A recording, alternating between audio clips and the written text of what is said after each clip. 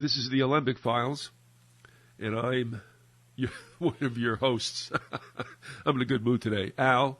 And I'm Theo, and this is a return to where we left off once upon a time. I think we left off at the Reconstruction era, Al. There's a lot we're not told there. That's an interesting chapter of our history, probably as critical as the inception of the country, because not even 100 years into this supposed republic, I think you could say that the Civil War eviscerated the United States to a certain extent and made it subservient to external forces, but of course behind closed doors or behind the curtain, however you want to mention it. And it also did much to expand the notion and the actuality of centralized government getting bigger all the time. I'll just leave it there. So, you go ahead. I pull some stuff also, but take us through this if you would. Well, I have before me the entire one of the two books by James Montgomery that are available online. This one is The United States is Still a British Colony. I have it before me. I printed it up off of a PDF file. And what I'm looking at right now is Chapter 1, Will the Real Government Please Stand Up? There is much he writes about it and documents actual history here about the Reformation and what exactly went on. One of the most fascinating things is reading the transcript of President Johnson, who, of course, he took over when Lincoln was assassinated. President Johnson gave an impassioned speech warning the Northern Rump Congress, who were taking over, warning them not to do this, that it would forever destroy the country, and that what you were trying to set up down in the southern states is a military dictatorship, and what was the title given of whoever the leader was, that military governor down there. He said that we are giving that person more power, more absolute despotic power than any monarch in Europe has wielded for the last over 500 years. And he goes, you got part of the transcript here. Montgomery doesn't provide it all. What he does provide is just it's moving, it's stirring. Reading this, Johnson was really adamant, but they overrode him, and it's surreal to read this stuff. You almost wish that President Johnson, would have taken it to the street here if he really had some courage. I guess he didn't quite have that much courage, but this helps to shed light on why Andrew Johnson was almost impeached. Right. There was something, obviously, that was not setting well with even his own party. Let's remember something, too. We can talk about this later. We probably will. But Lincoln was not in favor with very many people. If there's ever, I think, the greatest similarity between Lincoln and Kennedy is that both presidents had uncountable enemies. And with Lincoln, his own people, his own party, didn't like him. And they were ticked off because he ended the war too quickly. And they were making money on it. There was a whole thriving business going on, which we'll get into some other time again. And it was making money for a lot of people on both sides of the Mason-Dixon line. So they considered, as you had said last time, Lincoln too conciliatory. And there were actually at one time 5 assassination/kidnapping plots against Lincoln. One of the plots hatched by, like I said, his own people. So, yeah, absolutely. And Johnson, of course, may have been also too conciliatory. And it goes just beyond making the money. Now, after the war is over, it's over. But do we want to stomp the piss out of the Southerners? I guess so. I mean, it really was, I think, an act of extreme meanness. I'm looking at, let me read a bit here of what Johnson of what Montgomery writes here. Despite the fact, this is Montgomery writing now, despite the fact that the southern states had been functioning peacefully for 2 years, this is after the war concluded, and had been counted to secure the ratification of the 13th Amendment, Congress passed the Reconstruction Act, which provided for the military occupation of the 10 out of the 11 southern states. It excluded Tennessee from military occupation, and one must suspect it was because Tennessee had ratified the 14th Amendment on July 7th, 1866. The act, the Reconstruction Act, further disenfranchised practically all white voters and provided that no senator or congressman from the occupied states could be seated in Congress until a new constitution was adopted by each state, which would be approved by Congress, and that's part of Congress.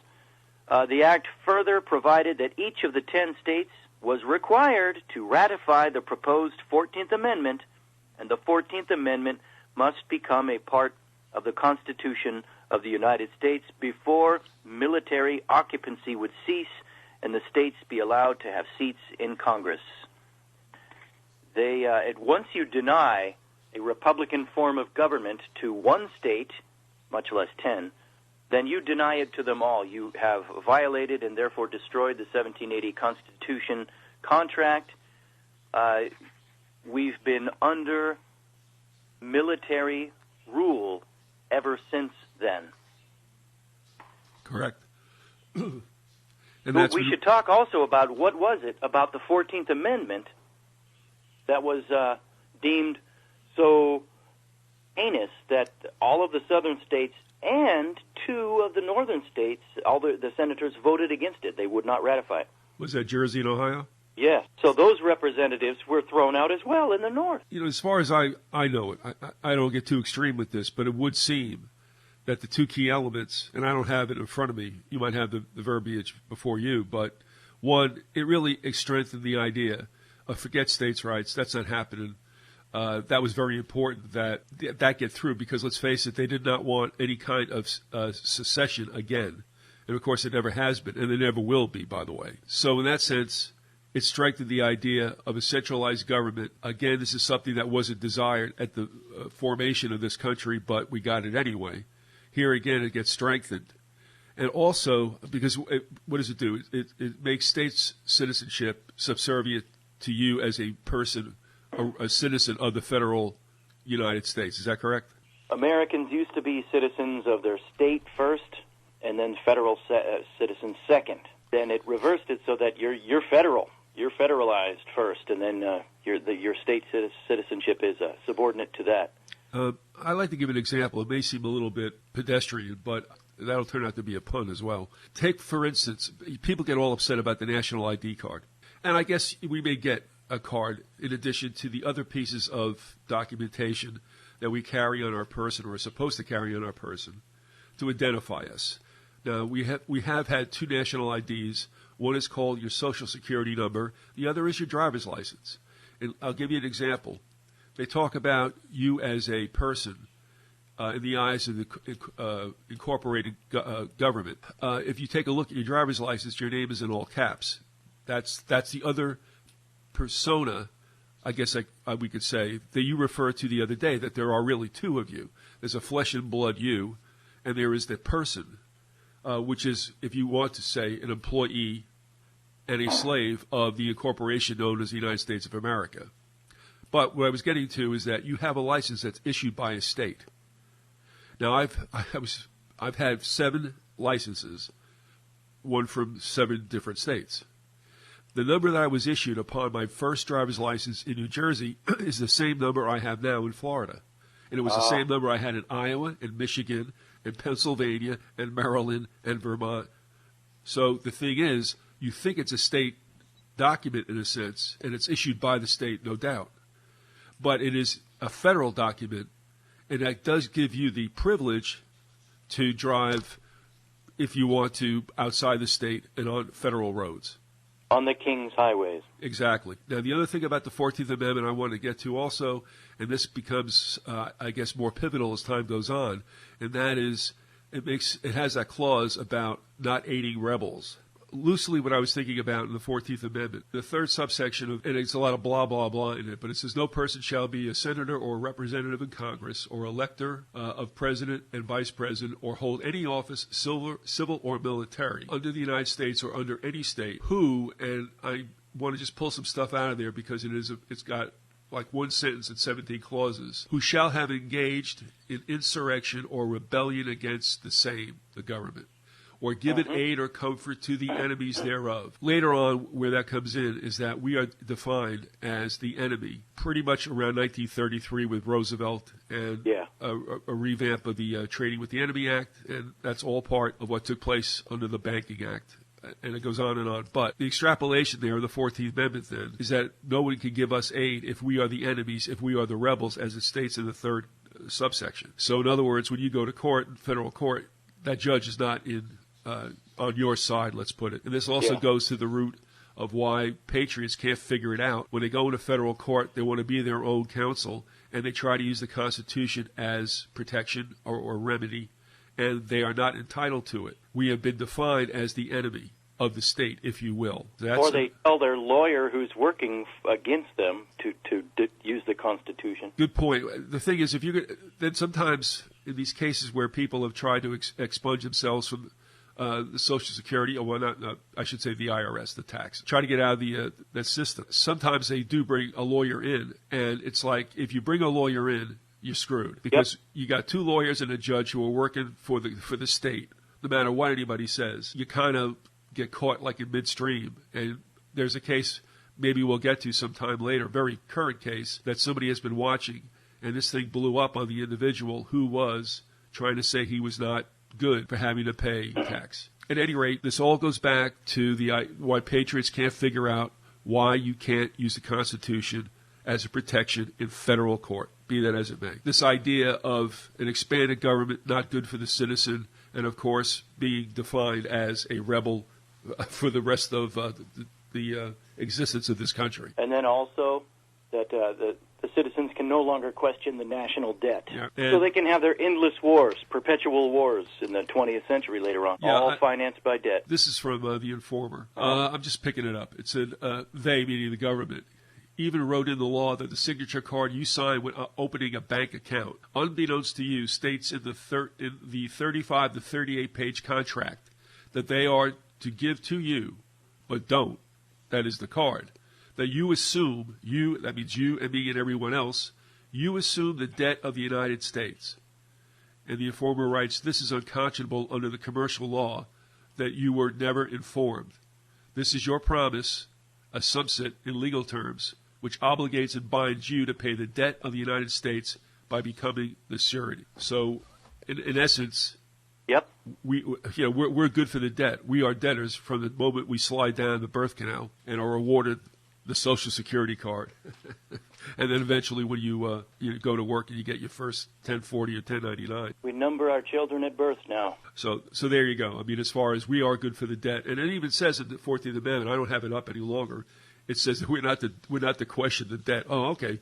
So here's a credit card, government. You do whatever you want with it. Just get back to us when you want us to pay. Here's an interesting excerpt from Montgomery. All right, so it's clear that at least the northern senators who were behind the 14th Amendment before it passed, they were somehow thinking that it would pass, that it would be ratified. It wasn't. The amendment fell short of passing the House and the Senate.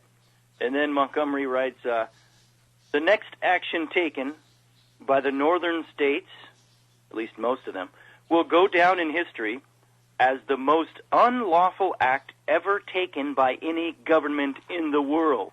Since the amendment would not pass lawfully, the northern states decided to rip the 1787 Constitution up and take over the government. How did they do this? They told the southern states that refused to vote for the amendment they no longer were members of Congress, denying lawful states suffrage in the Union. In order to get the amendment through Congress, the northern senators also removed a seated senator from New Jersey to give them 2/3 in the Senate, and they counted 30, even then they counted 30 abstention votes in the House as yes votes to pass the 14th Amendment, observing how a renegade group of men from the northern states had taken the Constitution into its own hands and was proceeding in willful disregard of the Constitution. On the 15th of January, 1868, Ohio also, and then New Jersey, voted to withdraw their prior... So, yeah, Ohio later kicked in and said, we're not going to vote for it, and so they got rid of the Ohio representative as well as New Jersey. So they attacked their own in the north, too. It's clear they really were gung-ho for this 14th Amendment. And here's where I think it ties in with Dark Union, that book by Guttridge and another professor. Yeah, Neff and Guttridge, yep. They document how people like us know, especially when a country is at war, the government is working hand in glove with the bankers behind the scenes, and it's really the bankers who are in charge. And the way they wanted, these senators were so adamant about getting the 14th Amendment passed, especially with its clause that citizens could no longer challenge or question the national debt, and that they were later on, it opened the way, as you said, to have the citizens be declared enemies of the state. It just reeks of a backdoor bankster deal. Well, they run the show. I mean, that's why we were going back to the beginning of mercantilism and commercialism. It goes right back to the bankers. Yes. You know, they found a way to make money on money without doing anything, set themselves up as needed in any kind of society like lawyers are, and it's a great scam. But they run the world, and that should be. And they're parasites. They produce nothing. No. Like lawyers, banking, lawyering. Yeah, a few other occupations we could think of today. And we understand that both banking and lawyering have become part of the fabric of this country as well, and we all have to be involved in it. All have to be to a certain extent, but still, it wasn't really what you would call a wholly sanctified industry. Neither one, but it's there now. It's you're never going to get rid of it, and I think it should be getting painfully clear that from this point on, we're talking about right now in 2013 and onward, that under whatever guise they wish to rule, they're the ones who are going to run this show. And as we get closer to a one-world government, one of the first things I think that will be done, and I think that's happening right now, would be the institution of a single monetary system. Is that good or bad or indifferent? I don't know. I mean, there's certainly no more promise or chance in it for any of us, but that would be the first tying element to unite all nations under a one-world government. That's after we get into regionalism with the unions that are springing up as we speak.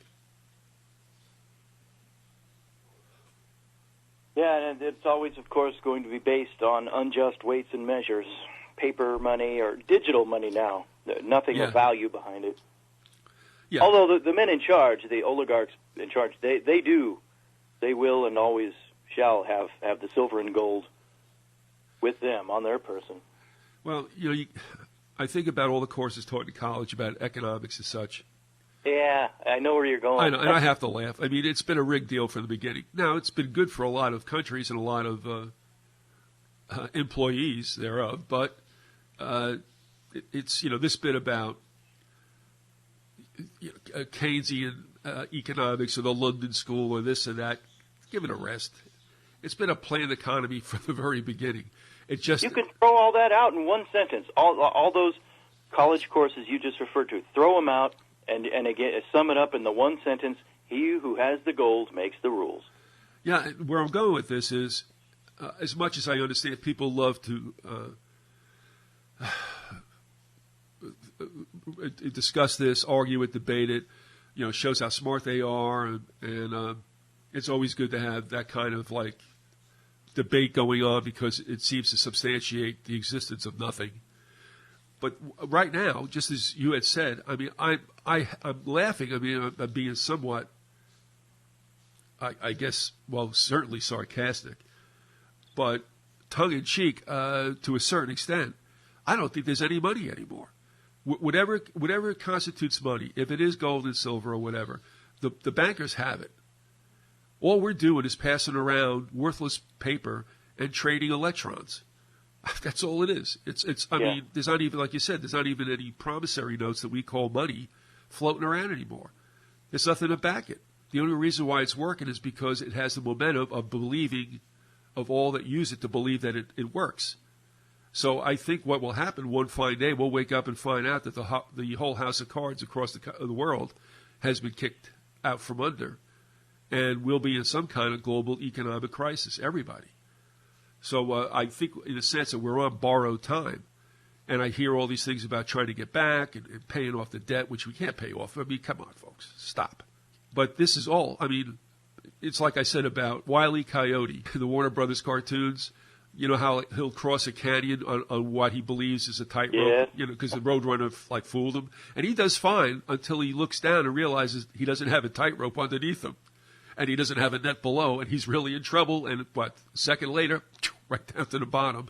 And that's the same thing here. That's our monetary system. We're crossing the canyon without a tightrope. We believe that we're crossing on a tightrope because everything seems to be working. But in a minute, it just gets more ridiculous. 73 was probably when they stuck the knife into anything that really was of a certain kind of school of economics, when they got rid of the gold in 73. And also that was a time when from a lot of different backgrounds and disciplines, and I'm talking about, and I don't want to be too vague about this, but from everything from really economics, banking, to sociology, it was understood in 73 something happened. And from that point on, the tide that lifted at one time both the rich and the poor boats, all of a sudden wasn't lifting the poor boats, but the rich boats kept going higher. So at 73, you can see a departure between the rich, the middle class, and whatever you want to call it, the lower class. Now you have divergent lines, not lines going in the same direction. About every decade in the 20th century is another one of, like 73 was, as you said, maybe real big landmark in that. And also before that, in 1964, is when LBJ took the silver out of our U.S. coins. And that's when the sandwich coins, the clad coins were invented. Yeah, after 64. And, we talk about presidents, but I know you believe this as well. And that is, the president doesn't do anything on his own volition. He doesn't make any choices. Yeah. He's put in there. He's told what to do, just like Obama now. And they always talk about, in the second term, a lot of radical things happen because they know they can't get reelected. Well, that's for our consumption. But the deal is, because we expect that, that's when the real good stuff happens in a two-term president's reign. And I mean, it is happening as we speak. So I have nothing against Obama. He's as much of a whore as every other president that ever sat in that office. They do the bidding of the people who do run this world and this country. That's why we say we don't vote anymore, because the people who run this country don't run for office. To invest your ire or your love or your adulation, anything, to invest any emotion in the president, including now Obama, it's like investing emotion into Kermit the Frog or name your puppet. It's a distraction. It's a show. Yeah. What's interesting is that the acrimony between those who support, or those who were Democrats and those who were Republicans, the supporters thereof, the voters and such, whatever, as that acrimony deepens, and it is certainly deepening, it's interesting because more and more draconian things are going to be done to us, but we're too busy hating the other party, so that whatever Obama does, or what he's given to do, will be applauded by the Democrats just because he's a Democrat, and the Republicans will hate it just because he's a Democrat. And that happened in the 8 years with Bush before that, and on we go. Did you ever happen to read the novel, and it was a series, but The Hitchhiker's Guide to the Galaxy? No. It's pretty amusing, and they made a movie out of it too. I think the author is, if I get it right, Douglas Adams, I think he's a British guy. It was interesting, and it was humorous. It's there was one of the parts I remember the most, because of the obvious metaphor that I got, that told me this author, he kind of knows the score when it comes to governments. He's talking about in the future where you have a a universal government, kind of like in Star Trek, the Federation. The Federation. It said that the presidents of the universe were selected not for any skill, not for any talent at all, and they really didn't have any real power, but they were selected for some type of quality, whether it's being obviously obtuse, say like a Ford, or anything, name it, bombastic. The presidents were selected for some quality that would attract the people, that made them targets of the ire of the people, and so that the people would be easily able to vent on this single person rather than on the entity behind them, the whole structure behind them that was the real power. And I got a chuckle out of that because I was thinking, that's obviously this author gets it, and that's a metaphor for governments today, including and maybe especially the U.S. Yeah, and that's just the way it goes. I would say we haven't had, well, whatever statesman we had, we lost along the way. I think there was a final drive by some who realized what was happening and weren't signing on, probably in the 50s, right after the end of World War II, and tried to bring to light some movements, some directions that they, the honest politicians, thought was not good for the people of the United States, but they were obstructed at every turn. And I think at that point, those who came in afterwards kind of understood you do it this way or you don't stick around. Let's go ahead and ruin the Patriots' Day some more with their mythology about the founding fathers and whatnot. We're talking about how the bankers have owned this country since its inception, at least since the American Revolution and a little bit before that. But recall, and I have it in front of me where Montgomery goes into this, there were two actual reasons for the War of 1812, and we are not told those reasons in school. We're told, you remember, what was it? The British were kidnapping American sailors at sea and impressing them into the British Navy, right? You heard that in school? Right. And we were outraged at that, so that was the War of 1812. That's not that was the Cowboys and Indians story. The real reason it was twofold. Number one, we mentioned this a little bit in the last show, but in 1811, the charter for the first national bank of the U.S. ran out, and it was clear that the people, the American public, did not want to renew it, so the politicians weren't going to renew it, and Britain said, oh, no, you don't. And that was one big reason, maybe the main reason. There is a second important reason, though, and that is, and this is really Twilight Zone surreal history, but the documentation is right before me. There was an original 13th Amendment, not the one that we see today. The original one called for, what it did is the clause in the Constitution which prohibited any title of nobility didn't have any teeth.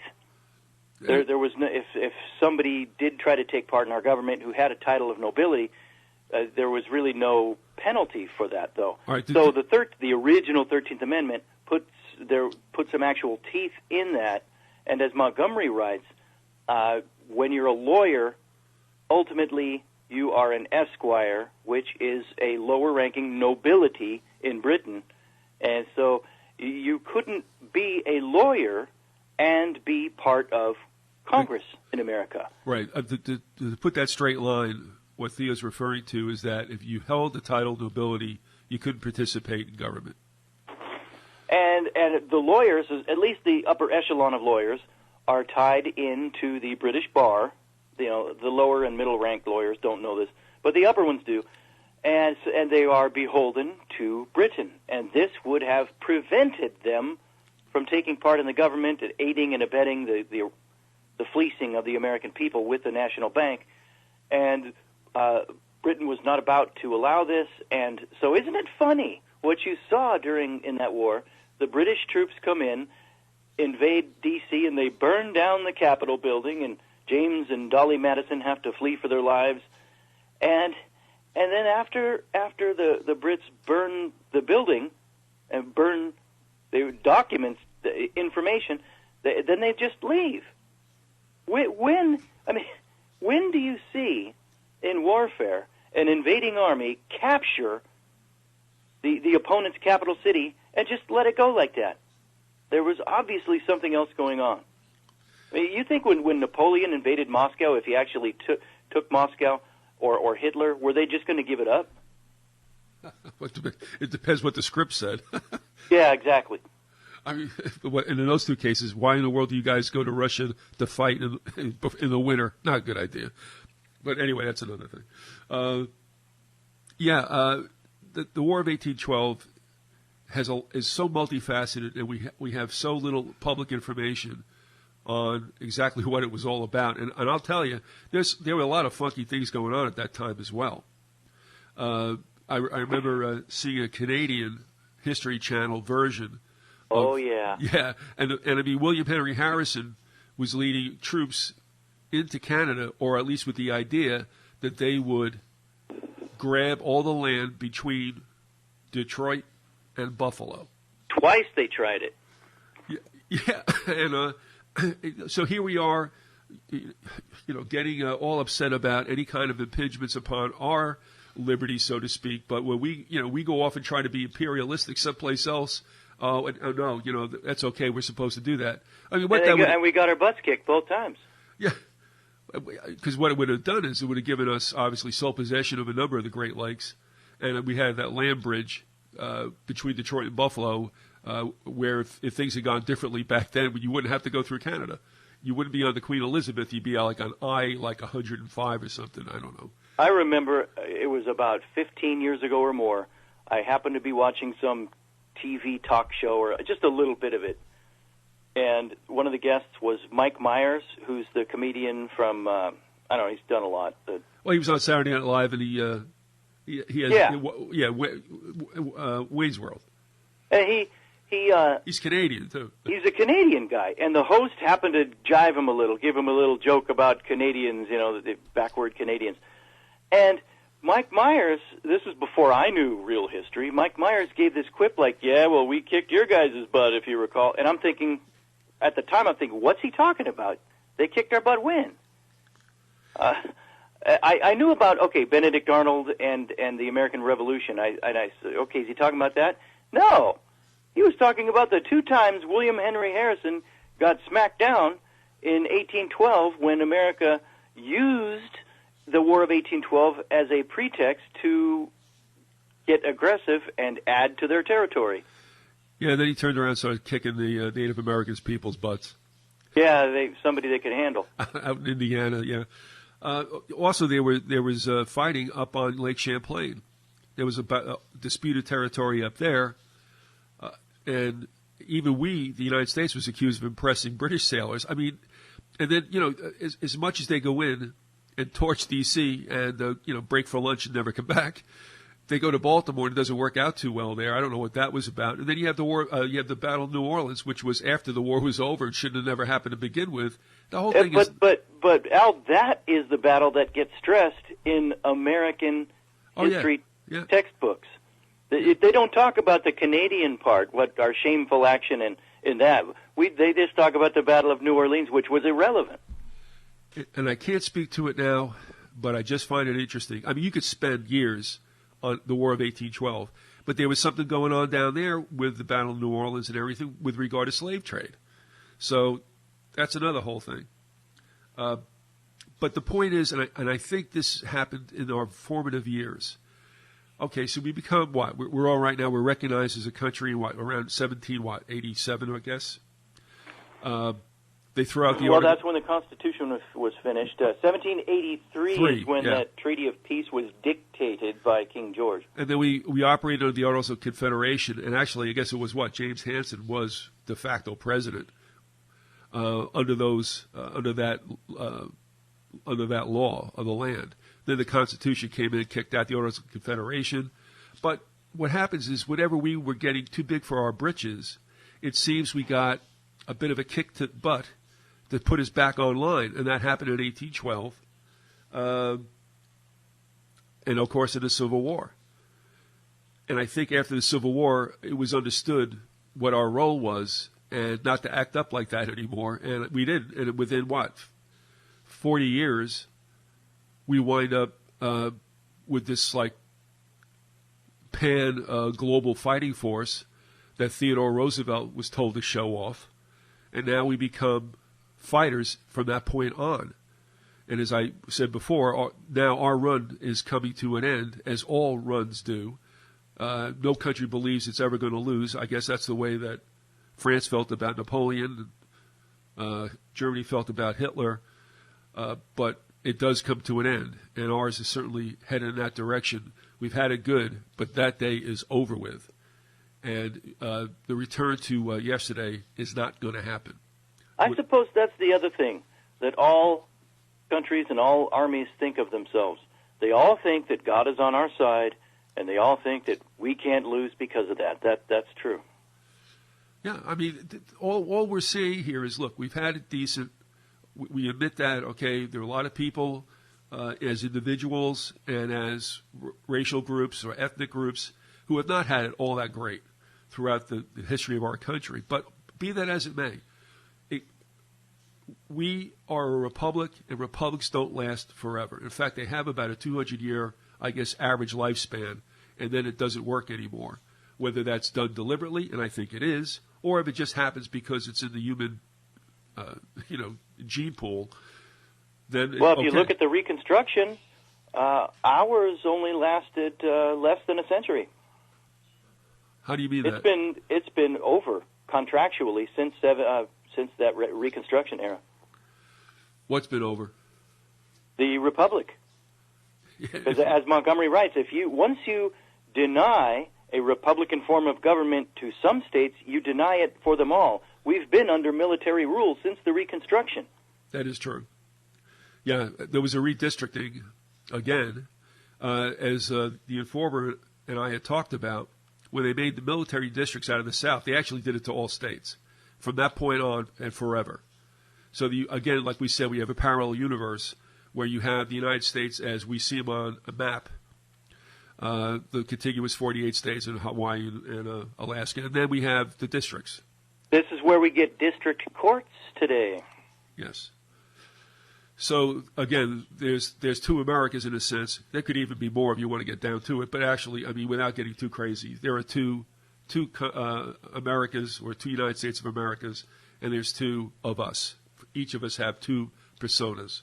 And I don't want to get caught up with that. I had noticed early last year, I kind of became aware of a lot of people who are all into this and the legality of it, which to me, it's like reading a phone book. I could care less, but that's the devil's are in the details. It's true. And I just don't want to. My point when we did stuff in years gone by, it was like, look, let's get the reality of the United States and what we're dealing with. We are not always the good guys. This is not going to be a happy ending. And we have been propagandized since we could read and enter school. That's all I'm saying. It's just the way of the world, which is why I love that poem from Robinson Jeffers called Be Angry at the Sun. He wrote that in 1944, and he just shrugged his shoulders and said, hey, look, every empire takes its turn on the wheel. They rise and they fall. And that it's going to happen here. If you're going to be angry at that, then be angry at the sun. Meaning what? Don't waste your breath. It's just the way it is. And we don't realize we're in that stage now. But it's not going to be a happy ride from here on out. I'm not going to put a figure on whether it's going to be 10 years, 20, 30, or whatever. But whatever we thought we had, in essence, is certainly not coming back again. And what we were talking about before about presidents being basically whores, and they are, and the senators and congressmen who make a living out of being down in the District of Columbia, they know the way it goes. If there was an honest one that was ever in there, they spend one term and they're gone. Or they hang around and just get ostracized and get reelected in their own states. They come back and they're not allowed to play nice with other children. That's just the way it goes. As Ferdinand Lundberg documents in his 1967 book, The Rich and the Super Rich, which of course is out of print because he was exposing the people who own everything, including the publishing houses, he documents how the politicians, and including the president, The politicians and the CEOs of the big corporations act as the gatekeepers for the people who really run this country, the dynastic oligarchical clans, the Rockefellers, the Pews, the DuPonts, the Morgans, the Fords, the Carnegies, the Mellons, and just a few others, Vanderbilts. So look at the title of the book, The Rich and the Super Rich. The rich are these gatekeepers, the politicians, the CEOs, maybe some of your upper echelon actors and actresses. But the super rich, the ones who really run the show, those are those clans I just spoke of. Yeah, and it's been like that almost from the foundation of the country. You go back, the Roosevelts go back, at least on the Delano side. And, of course, I guess the Roosevelts were one of the early patroon Dutch families that came over and set up on the east bank of the Hudson River. But we hear people complain, the public complains about how much CEOs make. They don't even know the half of it, of course. The reason, this is what Lundberg goes into, the reason that the politicians and the CEOs are paid as well as they are is because, like I said, they are the gatekeepers. They know the secrets. They're trusted with the keys to the kingdom, to the truth about the fortunes and who runs the show.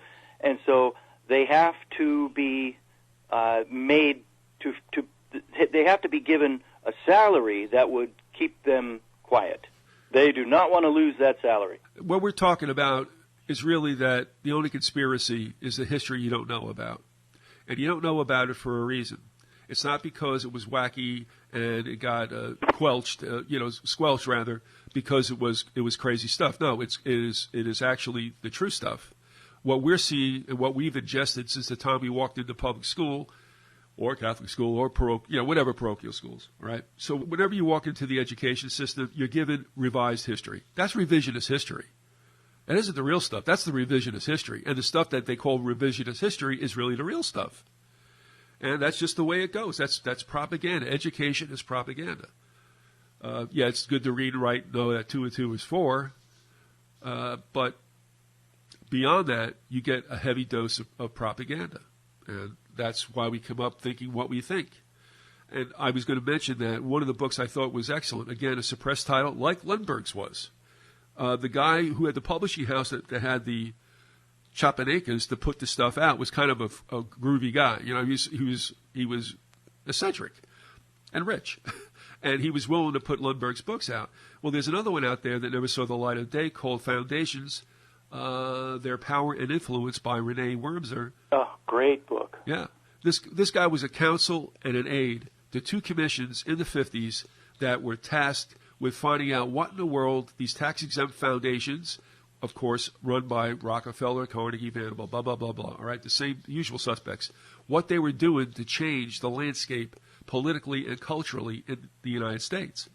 And they were obstructed. So Wormser wrote this book and said, this is the way it goes, guys, and, have a day. So that's out there. And I have to laugh because when you look at Wikipedia, don't fall in love with that because that's also propaganda. And I'll tell you what another one is, Snopes. Snopes isn't squeaky clean. And I had a little exchange with them. But at any rate, when you go to Wikipedia about Renee Wormser or whatever, or the Cox or the Reese commissions, that's what we're talking about. We call them committees or commissions. It's Cox and Reese. They said, well, they never really did find anything. This is Wikipedia's explanation, as if to say there was nothing there to begin with. Well, what do you expect Wikipedia to say? They're part of the problem, too, like all encyclopedias and mass-produced textbooks. But they don't tell you why they never found anything. They never found anything because there was a hilariously obvious mole in their own ranks in Representative Wayne Hayes of Ohio. The man, during the actual investigation proceedings, was having conniption fits, vociferous ones, every 15 seconds, right, so that they couldn't even ask a question of the witnesses. So that's how it goes, and that's what I say. There was probably, and there were attempts also. I mean, Kefauver at that time went after gangsters, and it was a really tumultuous time. We had McCarthy with the witch hunt. A lot of stuff went down in the 50s that really set everything else that happened to us in stone. But I also believe that a lot of what we would call good people who really have an idea of government, good government, just more or less found out, like Wormser did and like others did, that there's no way, an honest man can make it or an honest woman can make it down here in D.C. So, there is, of course, though, in that Wormser book, Al, remember, this wasn't on the record, but yet Wormser documents, anecdotal, his own life, a conversation Wormser had with a member of, I think it was the Ford Foundation, I'm not sure, but the member of the Ford family maybe, where they told him that the foundations have done this. They've bought education for their own purpose, and he confirmed what Wormser thought. But of course, this was off the record. And that's the whole thing. I mean, what we're dealing with is reality that was created for us to accept and believe was true. In essence, it wasn't. And we'll go on and on. We can go on and document this, and we probably will. But it's just to share with that old axiom that the victors write the history books. That's only half true. There's another part to that. The victors write the history books and then cover up their own tracks. Yeah, well, that's it. They don't seek the glory in the public eye because they have untold power. Going for headlines is like what Hollywood does. Actors and actresses, let them make the headlines. These people understand true power and how to keep it. Yeah, that old axiom, another saying, the power behind the throne. They are it. I tell you what, why don't we hold it right there, because there's something I just want to throw in as a real good example of the history you never heard about. Are you okay with that at this juncture? Sure, yeah. All right, then we'll get out of here. I had always heard mentioned about the Russian Tsar in 1863 availing the United States of his two fleets, the Atlantic and the Pacific. That's right. Always heard about it. Sounded right. Sounded could be that could be the case, but I never really found anything until about 2 years ago. You certainly don't hear about this in any history book, from grade 1 through college. And I had always kind of wanted to, get my hands on it. And finally, one day I did.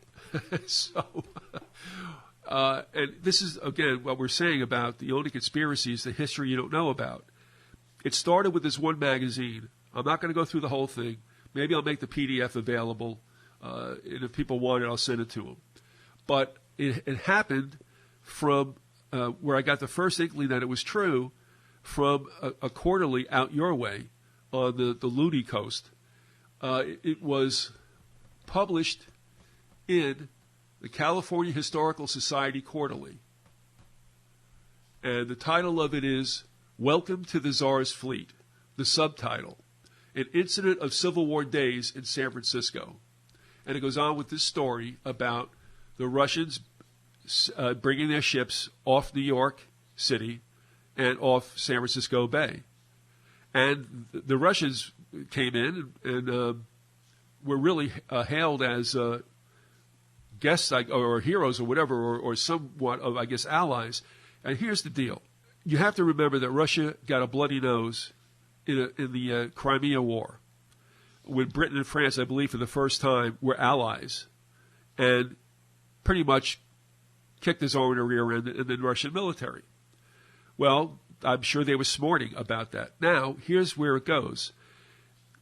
There was a moment, probably around 63 or so. That was a very key period in the Civil War.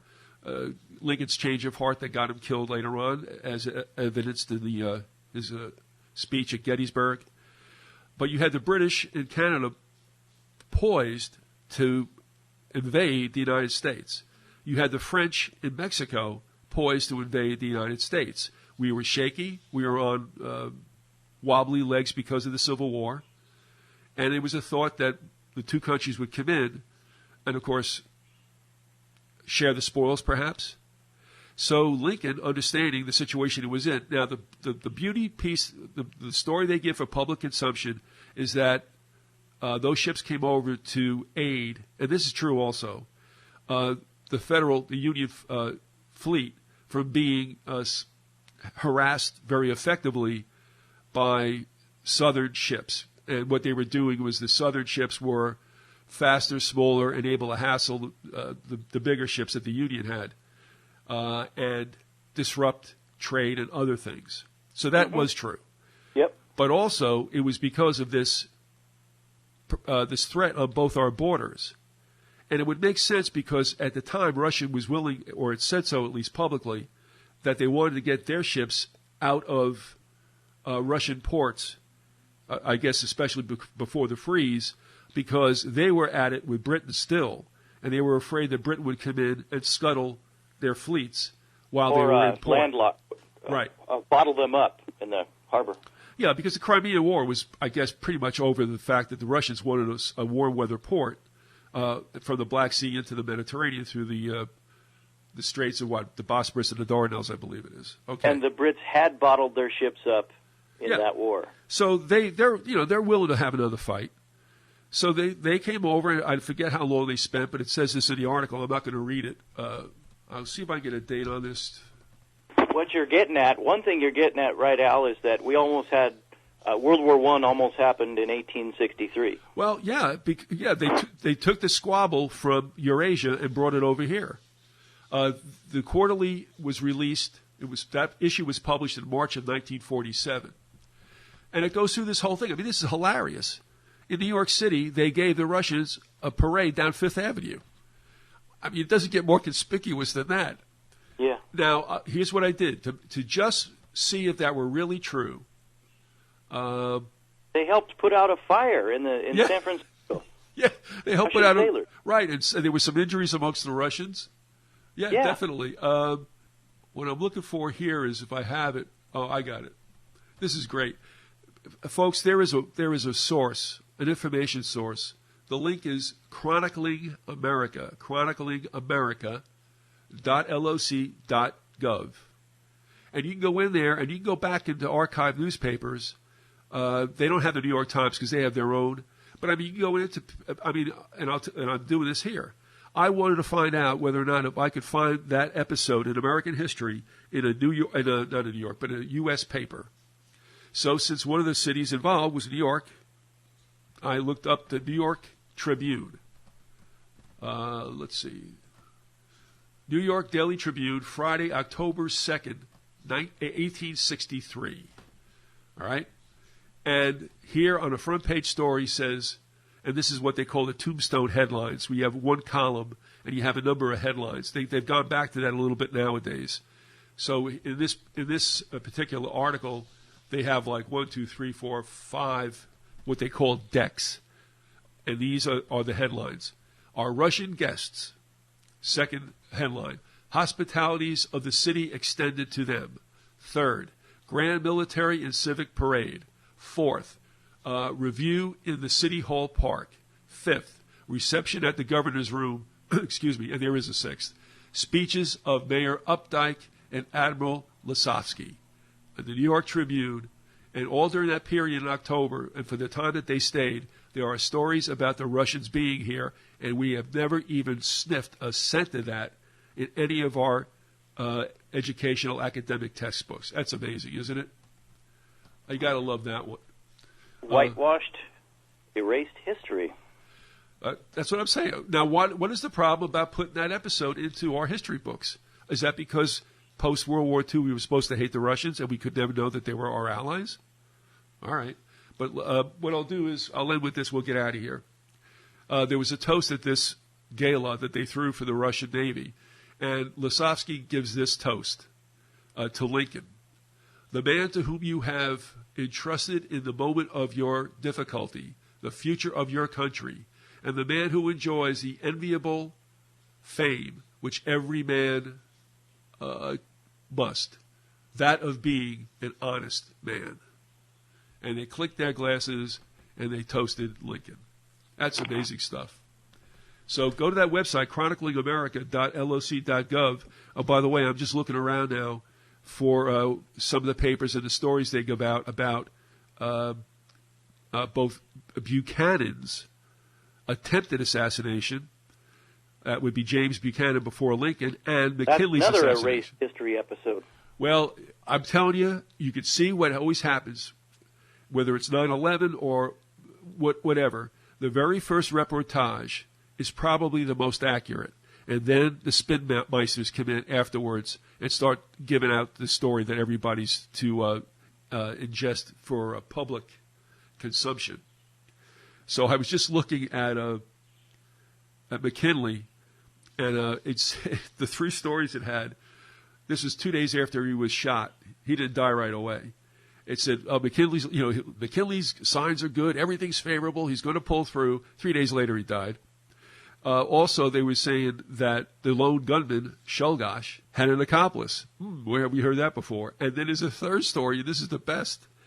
You remember the story about how Shulgash got next to McKinley at the Buffalo Exposition? Yeah, he had like a towel wrapped around his hand. He had a handkerchief or something wrapped around his right hand, which was hiding the gun there. So there's this like handshake line with McKinley, and there's Secret Service there. And this guy comes up with his gun and shoots McKinley twice. Hello. So the story is, geez, how come those guys, didn't catch him? Well, assassinations aren't done by lone gunmen, folks. All right, we'll see you next time.